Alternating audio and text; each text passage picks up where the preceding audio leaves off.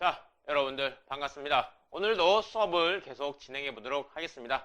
오늘 배울 학습지는 몇 페이지냐면요. 93쪽입니다. 일단 93쪽을 펼치시고 교과서는요. 177쪽입니다. 다 펼쳤나요? 교과서 177쪽과 학습지 93쪽을 펼쳐주세요. 자, 이제는 앞에 한번 보도록 해보겠습니다. 앞에 한번 보면 제목이 뭔가요, 여러분들? 3.1운동과 대한민국 임시정부입니다. 우리가 저번 차시에서 배웠던 주제가 뭐였을까요?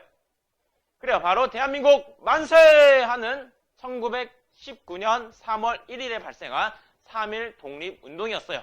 그리고 우리는 3.1 운동의 결과 만들어진 정부가 무엇이다?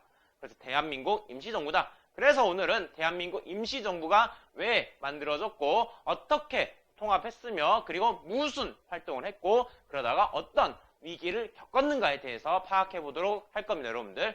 그거에 앞서서 우리가 저번에 배웠던 3.1 운동에 대한 문제들을 간단하게 확인해 보도록 할게요. 이 부분은 여러분들 아까 말했던 것처럼 학습지로는 93페이지에 있는 겁니다. 학습지 93페이지입니다.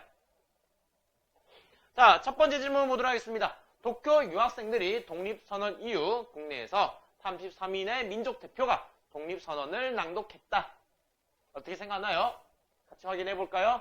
자, 여러분 이 문제는요. 두 가지를 파악해야 됩니다. 먼저 사건, 각각 두 개의 사건이 묘사되어 있어요. 이 사건이 무엇인지, 두 번째로 이 사건의 순서가 맞는지를 파악해야 합니다. 자, 한번 보도록 해보죠. 첫 번째 사건이 앞에 있습니다. 도쿄 유학생들이 독립을 선언한 사건을 말하고 있어요. 우리는 이걸 무슨 선언문? 1919년 몇 월 며칠?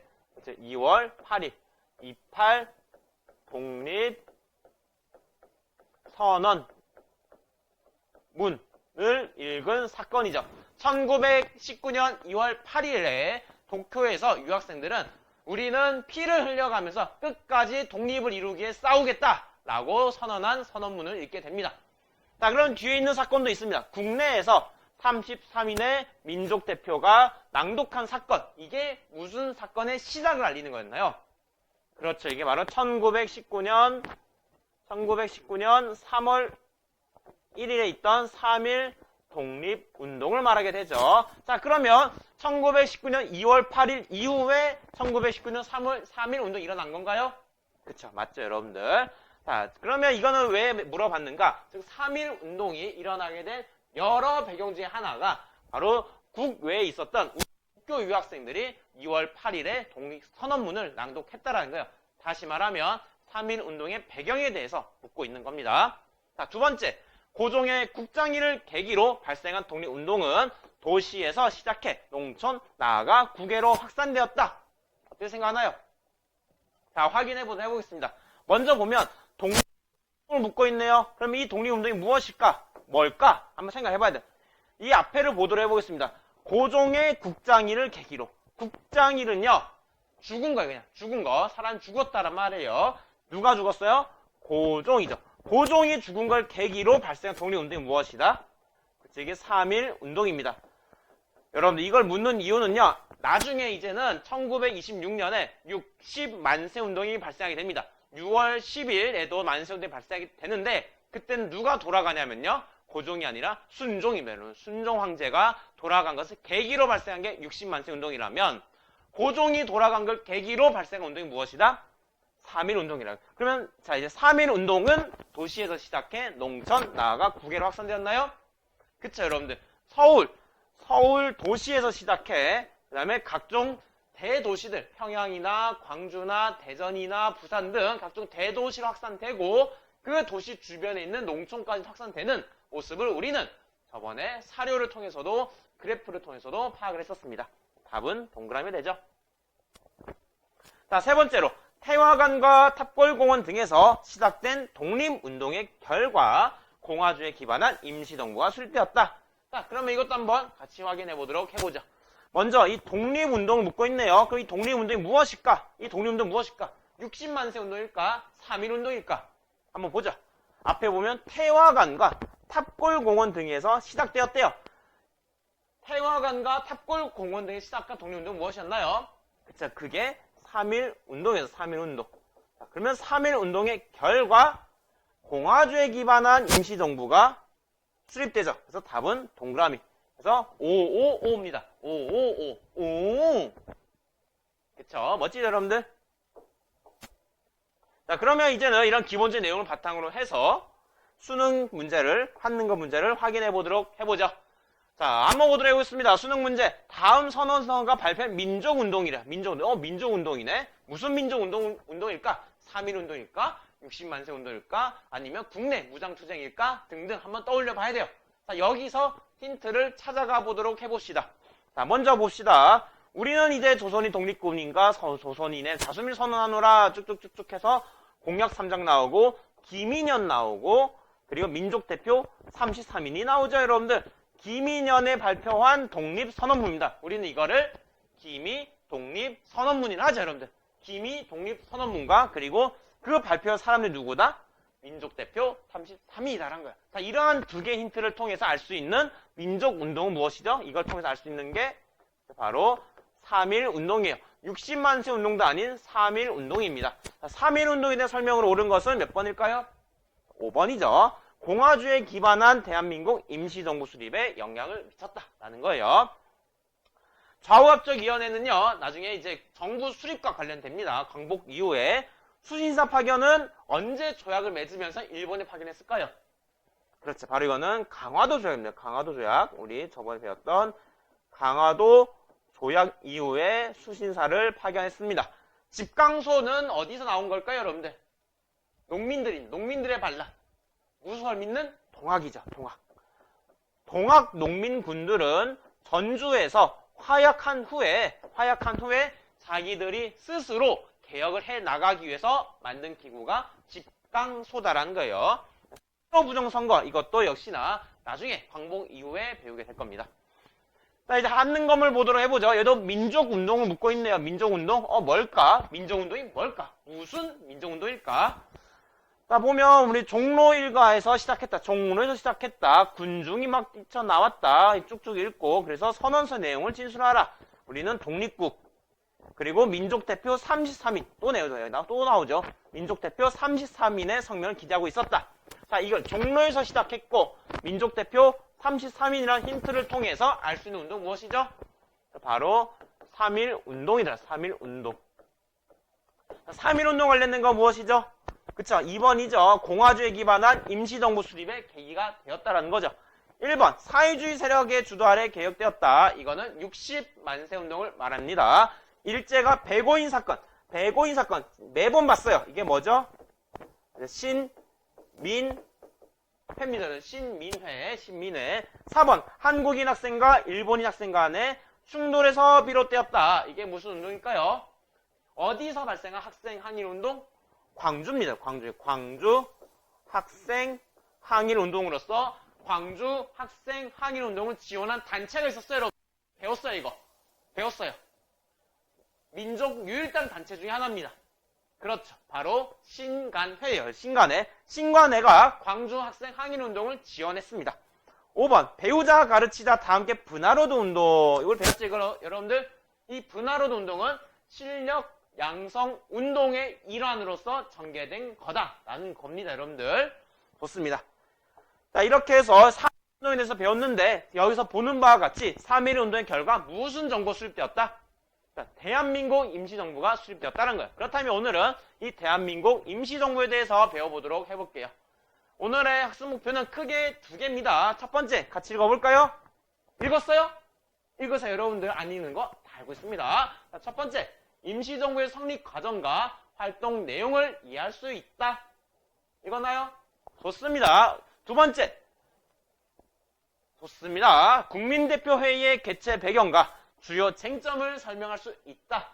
오늘은 크게 두 가지인데요. 먼저 임시정부가 성립 과정이란 무슨 말이냐면요. 3.1 운동 이후에 다양한 지역에서 다양한 정부들이 성립됩니다. 여러분들 수립이 돼요. 그 정부들이 수립되는데 그게 하나로 통합되는 그 과정을 한번 확인해보고 그리고 통합된 임시정부의 다양한 활동들을 보게 될 겁니다. 독립을 하기 위해서 우리 임시정부 요원들은 어떤 노력들이 있는가 그 노력들을 음미해보는 느껴보는 시간을 가져볼게요. 두 번째로는요. 임시정부가 위기가 찾아옵니다. 위기가 아주 어려운 위기가 찾아와요. 그거를 해결하기 위해서 국민 대표들이 모여 회의를 하게 됩니다. 회의를 하게 돼요. 그렇다면 그들은 왜 열게 되었고, 그리고 그 회의 속에서 어떤 것들이 논의되고 갈등 지점, 쟁점, 갈등 지점이 어디였는가를 파악해 보도록 하겠습니다. 자, 이거는 여러분들 교과서 177쪽 위에 있습니다. 위에 있는 지도입니다. 자, 한번 보도록 해볼게요. 우리가 3.1 운동 이후에 우리 밖에 있는 민족 운동가들은 하나를 느끼게 됩니다. 우리 국내에 있는 국민들이 독립을 위해서 노력을 하네. 국민들이 다양한 계층, 신분, 계급들이 독립을 위해서 열망을 부르짖네. 이걸 보면서 느낀 게 있어요. 그렇다면 그들을 이 국내에 있는 독립을 열망을 부르짖는 이 민족들을 하나로 결집시키고 하나의 기관에서 독립운동을 지도할, 독립운동을 지시할 기관이 필요하다라는 생각을 하게 돼요. 그 기관을 만들기 위해서 처음에는 상하이라는 지역과 그 다음에 국내입니다. 여기 국내, 우리 한반도 국내에서는 국내와 그 다음에 러시아 블라디보스토크 이 세 지역의 세 개의 임시정부를 만들게 돼요.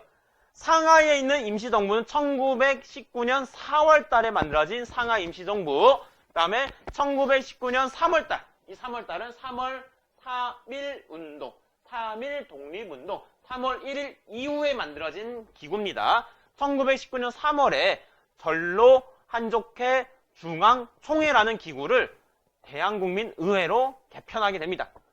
전로 한족회 중앙총회는 뭐냐면요. 전로는 말 그대로 전로, 로가 러시아를 말합니다. 러시아. 전은 all, 모든 러시아에 있는 모든 한인 단체들이 모여서 만든 회의 단체가 뭐다? 러시아에 있는 모든 한인 단체들이, 한족회들이 모여서 만든 게 전로 한족회 중앙총회고, 이거를 체계적인 정부 형태로, 위계가 있는, 서열이 있는 체계적인 정부 형태로 만든 게 대한국민의회다라는 거예요, 여러분들. 이 대한국민의회는 그래서 어느 사건 이후에 만들어졌다? 3.1 운동 이후에 만들어졌다라는 거예요. 또 다른 한편으로는 국내에서도 만들어지게 됩니다. 국내에서는 한성정부라는 게 만들어지게 돼요.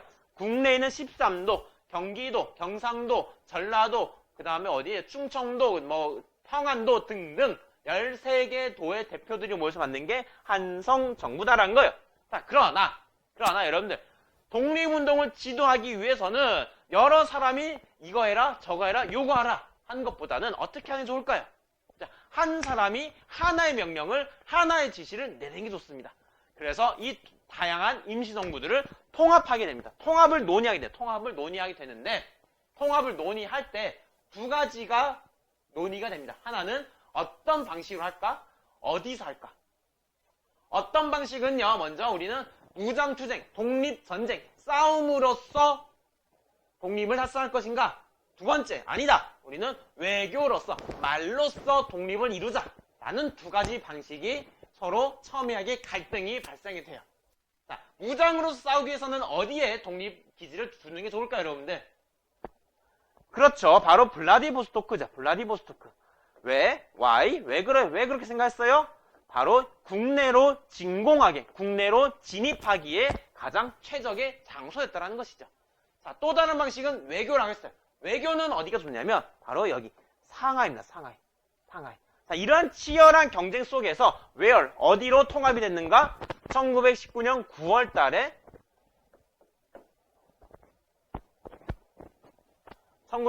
달에 상하이로 통합이 됩니다. 이렇게 그릴게요, 여러분들. 이렇게. 처음에 상하이 임시정부와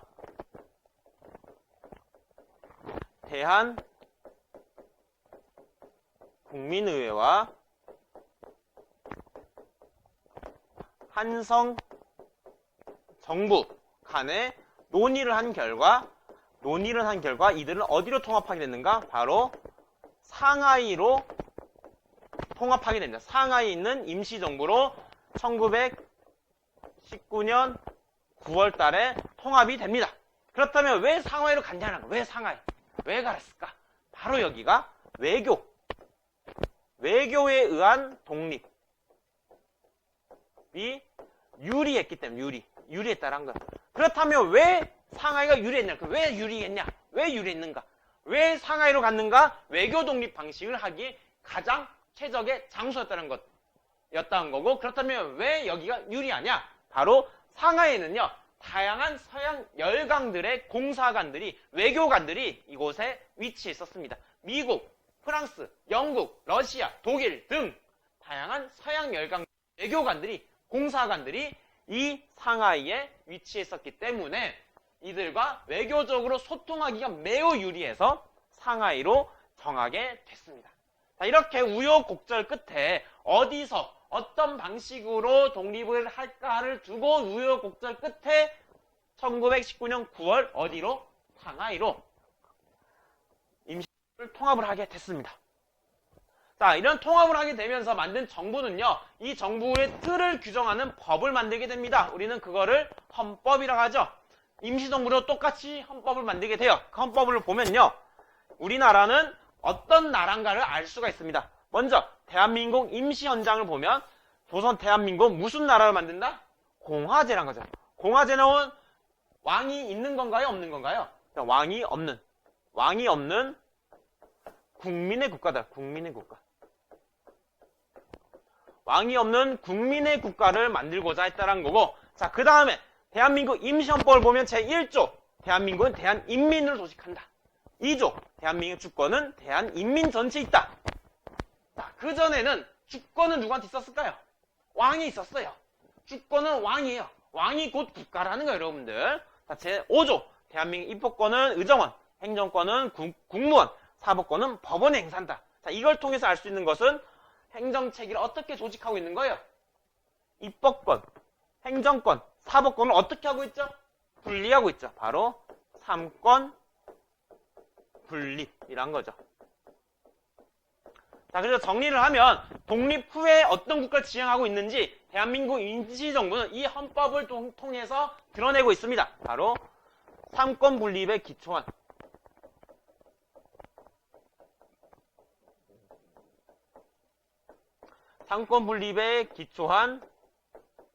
공화주의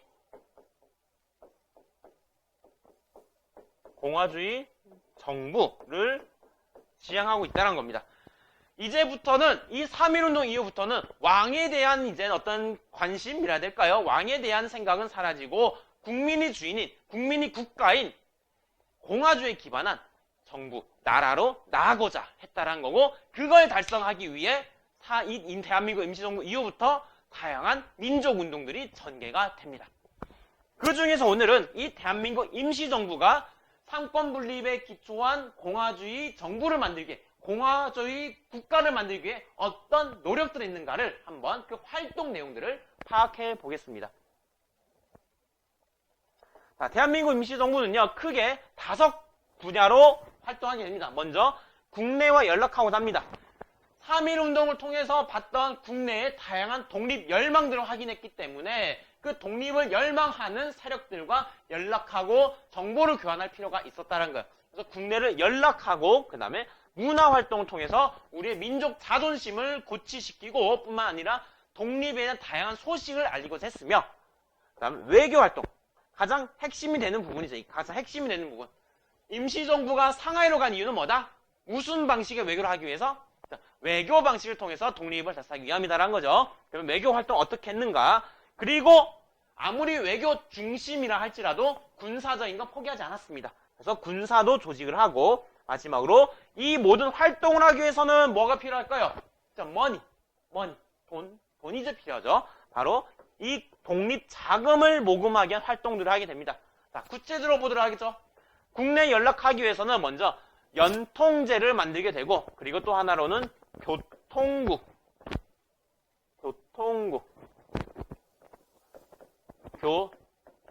교통국을 만들게 됩니다. 연통제는 뭐 하는 곳이냐면요, 연통제는 먼저 정부 문서, 그러니까 임시정부죠. 임시정부의 문서, 임시정부 문서와 그리고 명령을 전달하는 명령, 임시정부에 명령을 전달하게 됩니다. 명령 전달. 또한 이제 군 자금을 조달하고 그리고 이제 정보를 보고하는 담당을 하게 됩니다. 정보 보고. 자, 연통제는요, 있다. 이을 연자, 있는 거, 라인, 있는 거예요. 이어서 통한다는 거, 연락이 통한다는 거. 통화하다. 그 통이에요. 연결해서 통하도록 하는 거예요. 그러면 이 통하는 걸 어떤 게 통해요? 무엇이 통하냐는 거예요. 무엇이 연결되냐, 무엇이 바로 정부 문서와 명령을 어디로? 국내로. 이렇게 그려볼게요. 상하이에서 우리 국내로 문서와 명령을 전달하고 또 국내에서 모인 군 자금과 정보를 이쪽으로 보내는 겁니다. 군 자금과 정보를 국내에서 상하이로 보내고 상하이 정부에 있는 문서와 명령을 전달하는 기능을 하는 게 뭐다, 여러분들? 연통제. 그리고 또 하나가 있다면 교통국이 있습니다. 교통국은 뭐냐? 말 그대로 정보 수집과 분석, 주로 수집과 분석을 중심으로 하는 곳이 교통국입니다. 정보 수집, 분석. 이게 교통국의 기능이다. 자, 그리고 문화활동으로는 독립신문을 발간하게 됐는데 이거는 독립협회의 독립신문과 다른 겁니다, 여러분들. 독립협회에서 독립신문은요, 서재필이라는 사람이 반드시 나와야 돼요. 서재필. 독립협회에서 독립신문은 서재필이라는 사람을 통해서 독립신문임을 파악할 수가 있고, 임시정부의 독립신문은요, 다양한 독립활동들을 안내해주는 거예요. 대표적으로 봉오동, 청산리 전투 등에서 승리한 성과를 여기다가 싣고 홍보를 했습니다, 여러분들. 그 외에도 한일관계 사료집을 통해서 우리 한국과 일본 간이 어떤 나라고 외교적으로 어떠했는지에 대해 안내해주고 홍보하는 역할을 했습니다. 그리고 세 번째로 외교활동을 하게 됩니다. 외교활동으로서 파리강화회의라고 해서, 파리강화회의는 세계 1차 대전, 월드월 1, 세계 1차 대전을 마무리 짓는 유럽에서 열린 회의입니다. 여기에 김규식을 전권대사, 전권은 뭐냐면 전이 머리에서 계속 올이죠. 모든 권한, 대통령에 대응해서 모든 권한을 가진 대사로 임명해서 여기서 우리의 식민지가 된 부당함을 알리고 독립을 하기 위해서 우리 좀 도와달라라고 외교활동을 하도록 지원했으며, 그리고 구미위원부, 미국입니다. 미국, 유럽과 미국을 대상으로 외교활동하기 위해 미국 그 현지에다가, 유럽 그 현지에다가 기구를 설치한 겁니다. 그 현지에서 즉각적으로 소통하고 대화할 수 있도록 하기 위해 설치한 게 뭐다? 구미위원부다라는 거죠. 또 한편으로는 우리 국방부와 같이 군무부라는 기구를 설치해 군사적으로 어떤 준비를 해갔고, 뿐만 아니라 만주 지역에 있는 서로군정서와 북로군정서를 대한민국 임시정부 산하의 군대로 개편하게 됩니다. 그리고 자금을 모금하기 위해 공채나 의연금 등을 징수하는 등 다양한 노력도 했습니다. 자금을 모금했어요. 의연금 징수했어요. 그러면 어떤 제도를 통해서 상하이로 보냈을까요? 어떤 제도를 통해서? 바로 연통제를 통해서 이 의연금들이 국내로 상하이로 들어갔다라는 겁니다, 여러분들. 여기까지가 상하이 임시정부의 다양한 활동들을 보게 됐습니다, 여러분들. 이런 식으로 임시정부가 엄청난 노력도 해왔지만 결국 위기가 찾아오게 됩니다. 위기와 관련된 영상을 간단하게 보도록 해보죠.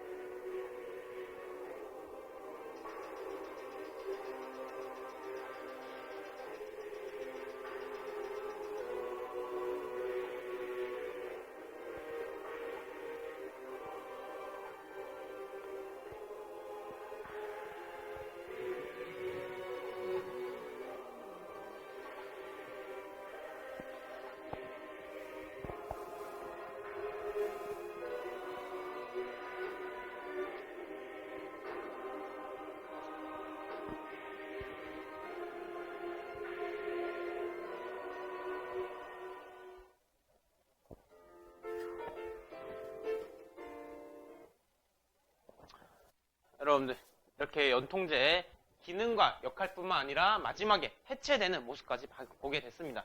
연통제가 설치됐음에도 불구하고 2년 만에 비밀 조직이 발각되면서 임시정부는 위기에 빠지게 됩니다. 위기에 빠지게 되는데 그러면서 열린 게 뭐냐? 국민대표회의입니다.